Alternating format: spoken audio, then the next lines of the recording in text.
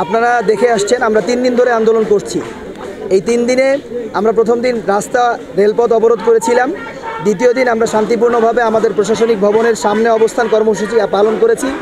আজকে তৃতীয় দিনের মতো আমরা কারমাইকেল কলেজের গেট বন্ধ করে দিয়ে আমাদের যে কারমাইকেল কলেজ শাটডাউন কর্মসূচি সেটি চলমান রেখেছি।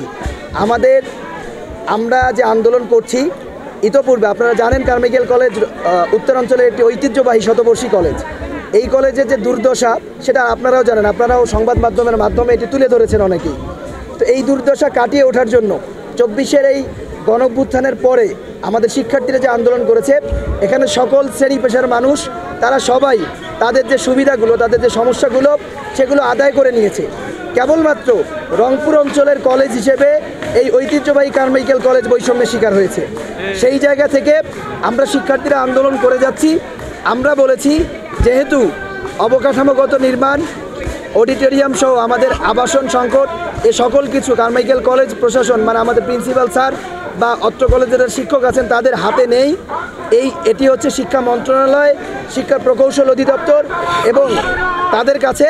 সুতরাং আমাদের দাবি, শিক্ষা উপদেষ্টা আমাদের কাছে আসবেন এবং জাতীয় বিশ্ববিদ্যালয়ের ভিসি যেহেতু আমাদের অভিভাবক, আমরা যাচ্ছি উনি আমাদের সাথে এসে দেখা করে আমাদের সাথে কথা বলে তারপর আমরা এই আন্দোলনের কি করব পরবর্তীতে সেই কর্মসূচি ঘোষণা দিব। আমাদের কলেজ প্রশাসনের কাছে 25 দফা দাবি ছিল এবং জাতীয়ভাবে জাতীয় বিশ্ববিদ্যালয়ের ভিসি এবং শিক্ষা উপদেষ্টার কাছে আমাদের 12 দফার দাবি ছিল।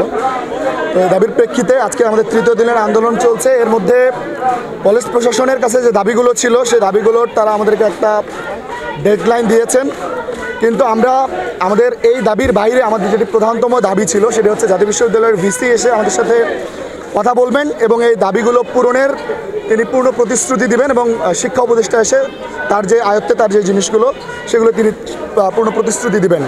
কিন্তু আমরা এখন পর্যন্ত শুধুমাত্র আশ্বাস পেয়ে যাচ্ছি। তারা ইতিমধ্যে আজকে কারমাইকেল কলেজের অধ্যক্ষ স্যারের মাধ্যমে আমাদেরকে প্রস্তাবনা দিয়েছেন, এনারা আমাদের সাথে ফোনে কথা বলতে চান, আবার ফোনে। কিন্তু আমাদের শিক্ষার্থীরা এতে আমরা সন্তুষ্ট না, আমরা ফোনে কোনো ধরনের কনভারসেশনে যেতে যাচ্ছি না। আমাদের এই আন্দোলনের আমরা জানিয়েছিলাম আমাদের কারমাইকেলের নানাবিধ সমস্যা, আমরা ইতিমধ্যে আপনারা এই সমস্যাগুলো জেনেছেন। আমাদের প্রায় 37টা দাবি আছে, সেই 37টা দাবি আমরা প্রচার করে দিয়েছি। সেগুলো আমরা বলেছি যে আমাদের এই সমস্যাগুলো আমাদের জাতীয় বিশ্ববিদ্যালয়ের ভিসি এবং শিক্ষা উপদেষ্টাকে তারা সমাধান করা সম্ভব। তাই আমরা সর্বশেষ বলেছি, যতক্ষণ পর্যন্ত না তারা আমাদের এই কলেজে আসছে এবং এই সমস্যাগুলোর সমাধান করে যাচ্ছেন, ততক্ষণ পর্যন্ত আমাদের এই আন্দোলন চলমান থাকবে।